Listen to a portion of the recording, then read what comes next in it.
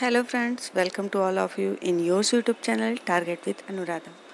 आज मैं आप सभी के लिए कक्षा 7 की जो SCERT द्वारा प्रकाशित पाठ्य पुस्तक है विज्ञान की, उसके 13 चैप्टर भोजन, स्वास्थ्य एवं रोग इसको लेके आई हूँ। वीडियो अगर आपको पसंद आता है तो इसे लाइक करना, शेयर करना और अगर चैनल पर नए हो तो सब्सक्राइब करना। इस चैप्टर के अंतर्गत हम लोग भोजन की आवश्यकता, भोजन के परिरक्षण की आवश्यकता, भोजन का खराब होना, रोडेंट कीट पतंगों बैक्टीरिया से बचाव, परिरक्षण की विधियाँ, दूषित भोजन से होने वाले रोग और साथ ही साथ संचारी असंचारी रोग, संक्रामक रोग और महामारी, इसकी स्टडी करेंगे। चलिए फ्रेंड देखते हैं।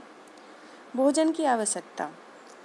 हम जानते हैं कि विभिन्न आंतरिक एवं बाह्य शारीरिक क्रियाओं के लिए ऊर्जा की आवश्यकता होती है जो भोजन से प्राप्त होती है। स्वादानुसार नहीं बल्कि सुपाच्य पोषक तत्वों से युक्त भोज्य पदार्थों का सेवन करना चाहिए।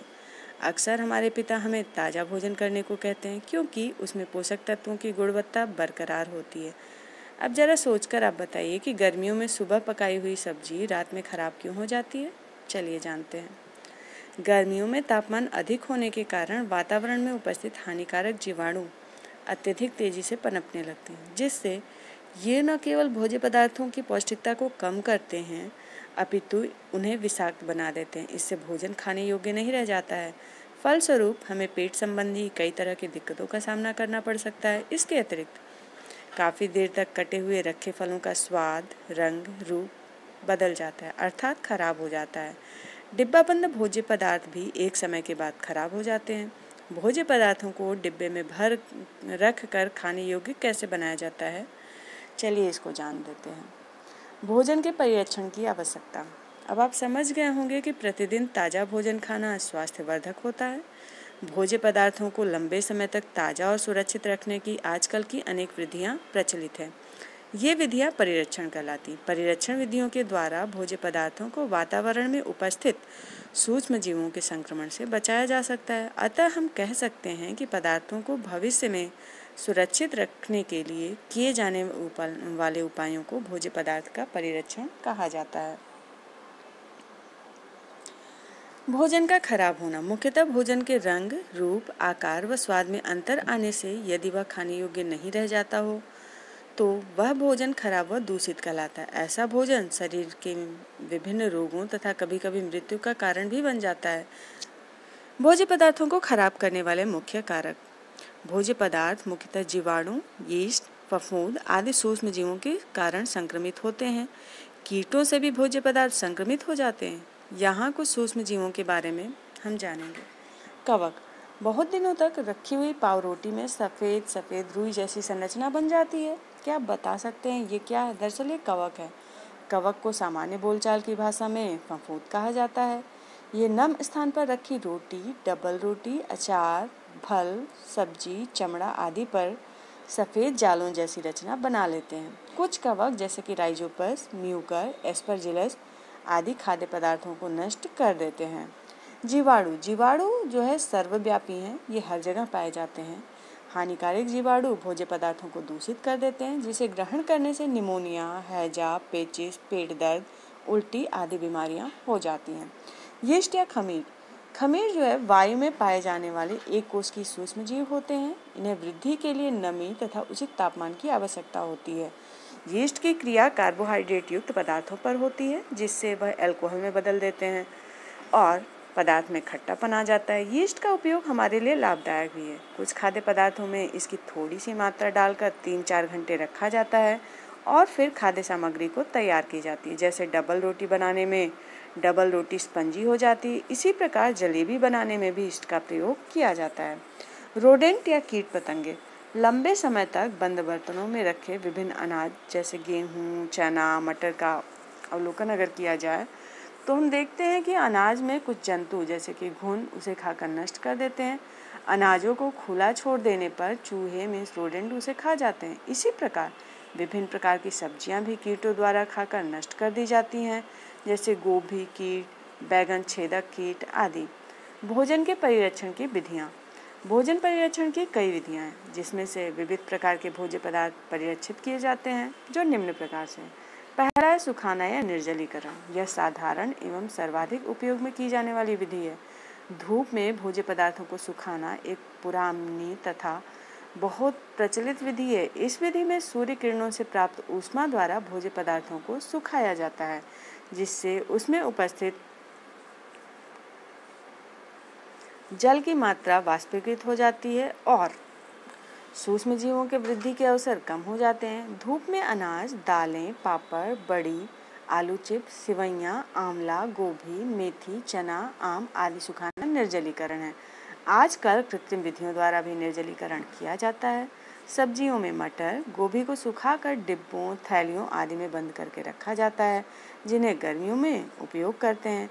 चलिए कुछ और बिंदु भी हैं, इन्हें भी देख लेते हैं। दूध का पाउडर बनाने के लिए दूध को निर्जलीकरण विधि से ही सुखाते हैं। लोहे के बड़े बड़े बेलनाकार अत्यंत गर्म बर्तनों में दूध की पतली धार भेजी जाती है। ताप के कारण दूध में उपस्थित पानी वाष्पीकृत हो जाता है। दूध सूखकर पाउडर के रूप में परिवर्तित हो जाता है। दूसरी विधि है उबालना। उबालने की प्रक्रिया में अधिक तापमान के कारण कुछ हानिकारक जीव नष्ट हो जाते हैं। इसीलिए घरों में दूध को उपयोग के पूर्व उबाला जाता है। पीने के पानी को भी जीवाणु रहित करने के लिए उबाला जाता है। ठंडा करना, इसके विभिन्न तरीके हैं, जिसके द्वारा भोजन का परिरक्षण आधुनिक विकसित उपकरणों द्वारा किया जाता है। पहला है हिमीभूत करना, मतलब कि फ्रीजिंग करना। जीवाणुओं से बचाव के लिए भोज्य पदार्थ को 18 डिग्री सेल्सियस या इससे नीचे के तापमान पर रखकर सुरक्षित किया जाता है। दूसरा है प्रशीलन।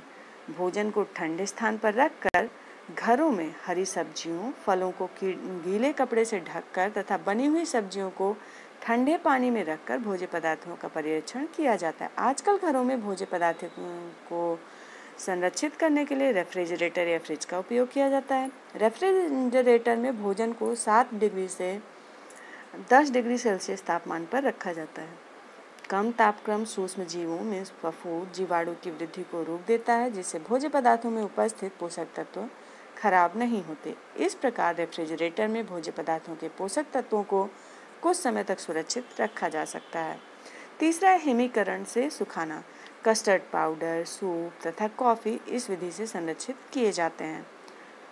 नेक्स्ट पॉइंट है हमारा रासायनिक व अन्य पदार्थों का उपयोग द्वारा संरक्षण।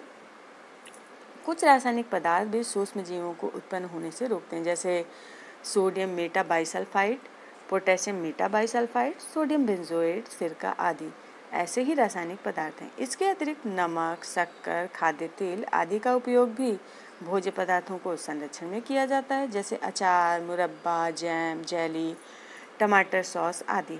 नमक व शक्कर का उपयोग सूक्ष्म जीवों की कोशिकाओं से जल का निष्कासन कर देता है, जिससे सूक्ष्म जीवों की वृद्धि रुक जाती है। कच्चे आम, आंवला, नींबू, गोभी, गाजर आदि के अचार बनाने के लिए नमक, सिरके तथा तेल का उपयोग किया जाता है।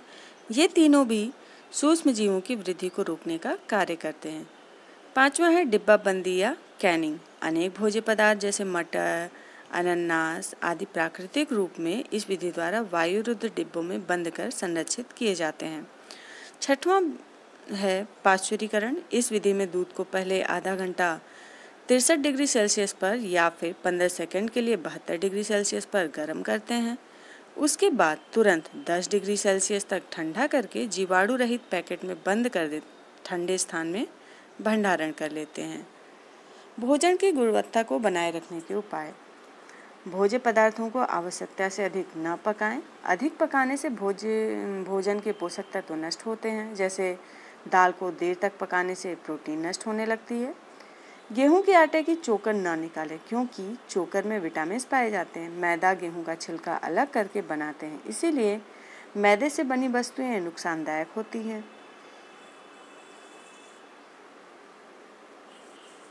विटामिन ए और सी ज़्यादा ताप पर नष्ट हो जाते हैं, अतः विटामिन ए और सी वाले पदार्थों जैसे कि नींबू, टमाटर, गाजर, आंवला, हरी मिर्च, पपीता आदि कच्चे खाना चाहिए। उबालने के लिए आवश्यकता से अधिक पानी का उपयोग नहीं करना चाहिए। भोज्य पदार्थों को ढककर पकाना चाहिए, इससे ईंधन की बचत के साथ साथ पोषक तत्व भी सुरक्षित रहेंगे। भाप द्वारा भोजन पकाना पोषक तत्वों को सुरक्षित रखने में सहायक है। प्रेशर कुकर का उपयोग पोषक तत्वों को बचाने के साथ साथ ऊर्जा की भी बचत है। भोज्य पदार्थों को साफ, सूखे बर्तन, बंद बर्तन या डिब्बों में रखना चाहिए। विटामिन और खनिज सब्जियों के छिलके, विटामिन जो है और खनिज सब्जियों के छिलके में भी होते हैं, अतः अति आवश्यक होने पर ही महीन छिलका उतारकर पकाना चाहिए। सब्जियों को काटने से पहले धोना चाहिए। सब्जियों को काटकर धोने से पोषक तत्व पानी में बह जाते हैं। सब्जी लोहे की कढ़ाई में पकाना चाहिए, इससे लौह तत्व सब्जी में मिल जाता है जो हीमोग्लोबिन के निर्माण में सहायक है। चलिए कुछ अन्य बिंदु भी हैं, इन्हें जान लेते हैं।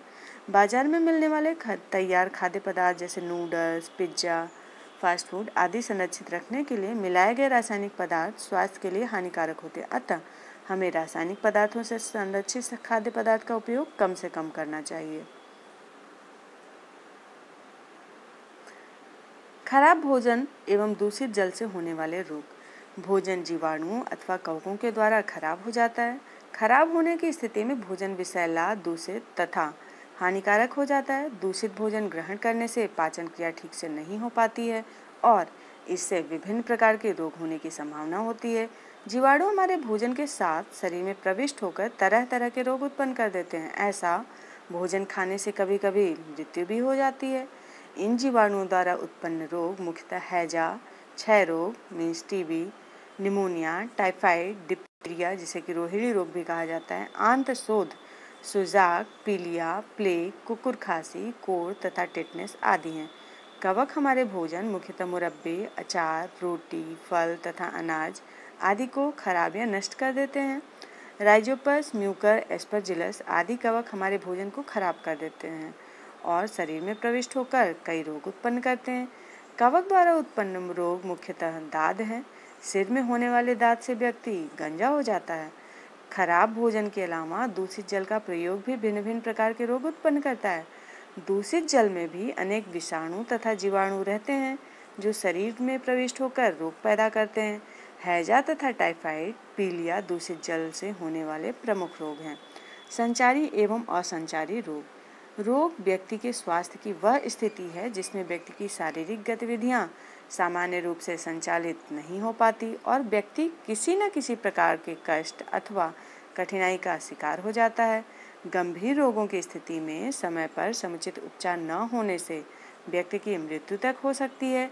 दूषित खान पान, अनियमित दिनचर्या के कारण कभी कभी व्यक्ति में किसी एक अथवा एक से अधिक पोषक तत्वों की कमी हो जाती है, जिसके कारण व्यक्ति रोगग्रस्त हो जाता है। जैसे हरे साग सब्जी न खाने से शरीर में विटामिन ए की कमी हो जाती है, इससे आँखों में रतौंधी रोग हो जाता है। संचारी रोग। हम सभी ये जानते हैं कि दूषित परिवेश में कई तरह के सूक्ष्म जीव होते हैं जो किसी भी माध्यम मतलब कि मक्खी, मच्छर, वायु, जल द्वारा एक स्थान से दूसरे स्थान तक आसानी से पहुंच जाते हैं और कई तरह के रोगों को जन्म देते हैं। इस प्रकार हम कह सकते हैं कि वह सभी रोग जो सूक्ष्म जीवों द्वारा होते हैं, एक दूसरे मनुष्य तक छुआछूत के कारण फैलते हैं, उन्हें संचारी रोग कहते हैं, जैसे कि हैजा, चेचक, टीबी आदि। असंचारी रोग। कुछ रोग शरीर में किसी न किसी कमी या खराबी के कारण से हो जाते हैं, जैसे कि कैल्शियम की कमी के कारण जोड़ों में दर्द की समस्या, शरीर में खून की कमी से होने वाली एनीमिया। ये रोग छुआछूत से एक व्यक्ति से दूसरे व्यक्ति में नहीं फैलते हैं, इन्हें असंचारी रोग कहते हैं। तथा ऐसे रोग जो छुआछूत से या किसी भी माध्यम मीन्स वायु या जल से एक से दूसरे व्यक्ति तक नहीं फैलते हैं, उन्हें असंचारी रोग कहते हैं, जैसे एलर्जी, उच्च रक्तचाप, कैंसर, डायबिटीज आदि।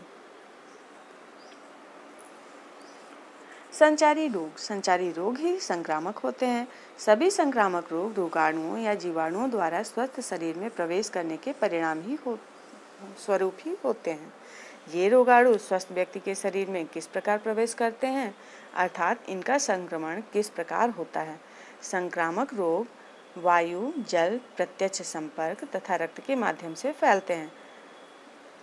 यहाँ पे एक तालिका दिया हुआ है जिसमें कि संक्रामक रोग, उनके रोगाणु, रोग के लक्षण और बचाव के उपाय दिया गया है। चलिए उसको देख लेते हैं हम लोग। जैसे कि संक्रामक रोग है जुकाम, ठीक है, इसका रोगाणु है राइनो वायरस और फैलने का माध्यम प्रत्यक्ष संपर्क द्वारा होता है। रोग के लक्षण क्या है? आँख से पानी गिरना, नाक से तरल पदार्थ का निकलना। बचाव के उपाय हैं जल की कमी से बचना चाहिए, ठीक है। नेक्स्ट संक्रामक रोग है चेचक, और इसका जो रोग का कारण है वो है बेरियोला वायरस। ठीक है, रोगाणु जो है वो बेरियोला वायरस है। माध्यम क्या है? वायु के द्वारा ये फैलता है। इसके लक्षण है सिर व कमर में दर्द, शरीर पर लाल रंग के दाने निकलना और तेज बुखार। बचाव के उपाय हैं चेचक का टीका अवश्य लगवाना चाहिए, रोगी को अलग रखना चाहिए, रोगी के बिस्तर पर नीम की पत्तियां रखनी चाहिए।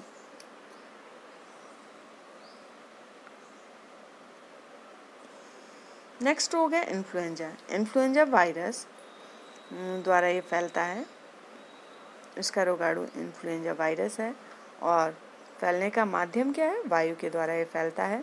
इसके लक्षण हैं कफ, चक्कर आना, ठंड के साथ बुखार, त्वचा का नीला पड़ना, मांसपेशियों में दर्द, सांस का फूलना आदि। और बचाव के उपाय क्या क्या हैं? ठंडा एवं बासी खाने से परहेज, गर्म पानी का सेवन करना चाहिए, रोग प्रतिरोधक क्षमता बढ़ाने वाले भोज्य पदार्थों का सेवन करना चाहिए। पोलियो जो है पोलियो वायरस द्वारा होता है। इसका संचार का माध्यम है भोजन एवं जल द्वारा। इसकी वाहक मक्खियाँ होती हैं। लक्षण है इसके जुखाम, सिर दर्द, कमर दर्द, हड्डियों एवं जोड़ों में दर्द, अंग घात। बचाव के उपाय पोलियो का टीका अवश्य लगवाएं, रोगी के मल को खुले में न छोड़ें। मलेरिया, ये जो है प्लाज्मोडियम मादा मच्छर, प्लाज्मोडियम एक प्रोटोजोन है और मादा एनाफिलीज इसका वाहक है। इसका संचार कैसे होता है? रक्त के द्वारा होता है। इसके लक्षण हैं तीव्र ज्वर, सिर दर्द, बदन दर्द, कंपकपी आदि। बचाव के उपाय हैं मच्छरदानी का प्रयोग करना चाहिए, कीटनाशकों का छिड़काव करना चाहिए।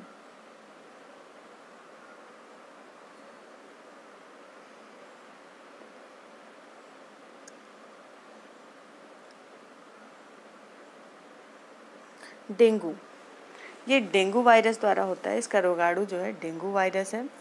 वाहक इसका एडीज या इजिप्ट मच्छर है। ठीक है, संचार का माध्यम रक्त है। लक्षण है इसके ठंड लगने के बाद तेज बुखार जो कि 5 से 7 दिन तक रहता है, सिर, मांसपेशियों एवं जोड़ों में दर्द, चेहरे, गर्दन और छाती पर गुलाबी रंग के चकत्ते। और बचाव के उपाय हैं कि ऐसे कपड़े पहनें जिससे शरीर का ज़्यादा से ज़्यादा हिस्सा ढका रहे, मच्छरदानी का प्रयोग करें, घरों में बर्तनों एवं कूलरों में पानी इकट्ठा न होने दें, खून की जांच तुरंत करवाना चाहिए, तुरंत से चिकित्सक से संपर्क करना चाहिए। चिकनगुनिया, ये इसका रोगाणु है आर्बो वायरस। इसका वाहक है एडीज या इजिप्ट मच्छर। संचार का माध्यम है रक्त के द्वारा। इसके लक्षण हैं ठंड लगना, बुखार, मांसपेशियों एवं जोड़ों में दर्द, त्वचा पर लाल दाने या चकत्ते और कमजोरी। बचाव के उपाय हैं तरल पदार्थ का सेवन करना चाहिए, चाय, कॉफ़ी, चटपटा तैलीय भोज्य पदार्थ के सेवन से बचना है, खून की जांच कराना है और तुरंत ही चिकित्सक से संपर्क करें। पेचिस जो है एंटामेबा हिस्टोलिटिका, अमीबा बैसिलस और जीवाणु के द्वारा होता है।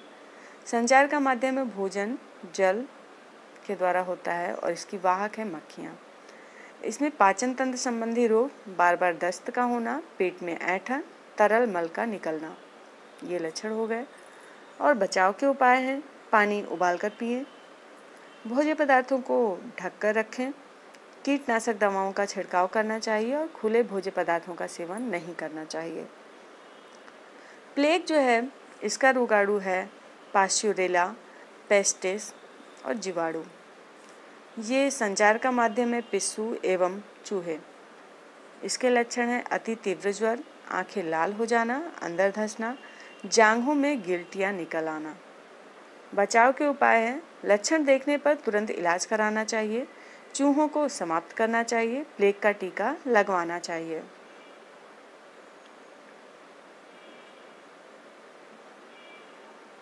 अतिसार, इसका रोगाणु है डायरिया जीवाणु। दूषित जल एवं भोजन के माध्यम से ये फैलता है। इसके लक्षण हैं निरंतर दस्त होना, मल के साथ रक्त का स्राव, जल की कमी, पतले मल का स्राव। बचाव के उपाय हैं साफ सफाई का विशेष ध्यान रखना चाहिए, पानी उबालकर पीना चाहिए, पानी, चीनी, नमक का घोल देना चाहिए, चिकित्सक से उपचार कराना चाहिए। हैजा का रोगाणु है विब्रियो कॉलेरी जीवाणु या बैक्टीरिया। माध्यम है इसका दूषित जल।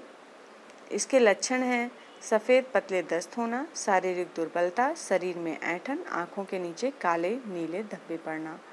बचाव के उपाय हैं पुदीने का रस देना चाहिए, नमक चीनी का घोल देना चाहिए, प्याज का अर्क देना चाहिए, हैजा के टीके लगवाना चाहिए। जापानी मस्तिष्क ज्वर एक्यूट इंसेफेलाइटिस सिंड्रोम, ये जो है इसका रोगाणु है विषाणु, जीवाणु, कवक, स्पाइरोकेट्स। फैलता किससे? संचार का माध्यम है मच्छर या मच्छर और पानी। इसके लक्षण हैं तेज बुखार होना, सिर दर्द, उल्टी, चिड़चिड़ापन, मुख से झाग निकलना, झटका आना।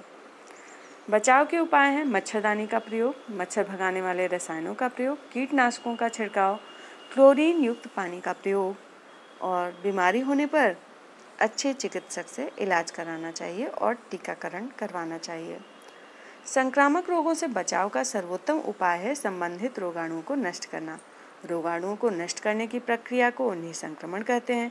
निःसंक्रमण में प्रयुक्त पदार्थों को निःसंक्रमण पदार्थ कहते हैं, जैसे फिनाइल, कार्बोलिक एसिड, चूना, डीडीटी, क्लोरीन आदि। इसके अतिरिक्त कुछ सामान्य विधियों जैसे जलाना, वाष्प या भाप, सूखी गर्म हवा, उबालना द्वारा भी रोगाणुओं को नष्ट किया जाता है। महामारी, अभी हमने ऊपर कुछ संक्रामक रोगों के बारे में पढ़ा और समझा कि संक्रामक रोग वायु, जल या संपर्क द्वारा रोगी व्यक्ति से स्वस्थ व्यक्ति में पहुंच जाते हैं। अब जरा सोचिए क्या होगा यदि संक्रामक रोग से पीड़ित व्यक्ति अपने शहर से किसी दूसरे शहर या दूसरे देश में चला जाए। यदि रोगी व्यक्ति एक क्षेत्र से दूसरे क्षेत्र में जाता है तो वह अपने साथ रोगाणुओं को भी ले जाता है, जो वायु, जल, भोजन या जन संपर्क के माध्यम से स्वस्थ व्यक्तियों में पहुंच जाते हैं। इस प्रकार इस तरह के संक्रामक रोग का प्रसार क्षेत्र बढ़ता जाता है। यदि समय रहते बचाव के उपाय नहीं किए जाते हैं तो स्थिति अत्यंत भयावह रूप ले लेती है। इस अवस्था को महामारी कहते हैं। महामारी में बहुत से लोगों की मृत्यु हो जाती है। महामारी रोकने के लिए बड़े स्तर पर प्रयास किए जाते हैं। चलिए आइए ऐसे कुछ संक्रामक रोगों के बारे में जानते हैं जो महामारी के रूप में सामने आए। प्लेग सबसे पुरानी महामारियों में से एक है। इस महामारी से भारत में लाखों लोग मारे गए। भारत में 2009-10 में H1N1 इन्फ्लुएंजा का सबसे बुरा प्रकोप आया था। इस बीमारी से 2700 से ज़्यादा लोग मारे गए थे और करीब 50,000 लोग प्रभावित हुए थे। स्वाइन फ्लू के नाम से जाना जाने वाला H1N1 इन्फ्लुएंजा एक बेहद संक्रामक रोग है जो बहुत तेज़ी से फैलता है। सन 2009 में विश्व स्वास्थ्य संगठन ने इसे महामारी घोषित किया था। तो फ्रेंड्स, इस चैप्टर में हमने क्या क्या सीखा? भोज्य पदार्थों को लंबे समय तक ताज़ा व सुरक्षित रखने की विधियों का परीक्षण करते हैं। भोज्य पदार्थों को सड़ने तथा खराब होने से के मुख्य कारण हानिकारक कवक, सूक्ष्मजीव, कीट पतंगे हैं। कवक को सामान्य बोलचाल की भाषा में फफूंद कहते हैं। चेचक, पोलियो विषाणु जनित रोग हैं। हैजा, पेचिस, प्लेग जीवाणु जनित रोग हैं। हैजा, टीबी, चेचक संचारी रोग हैं और उच्च रक्तचाप, कैंसर, डायबिटीज असंचारी रोग हैं। संचारी रोग को संक्रामक रोग भी कहते हैं। संक्रामक रोगों के रोगाणुओं को नष्ट करने की प्रक्रिया को निःसंक्रमण कहते हैं। फ्रेंड्स, आज के लिए बस इतना ही। Thanks for watching. Bye bye.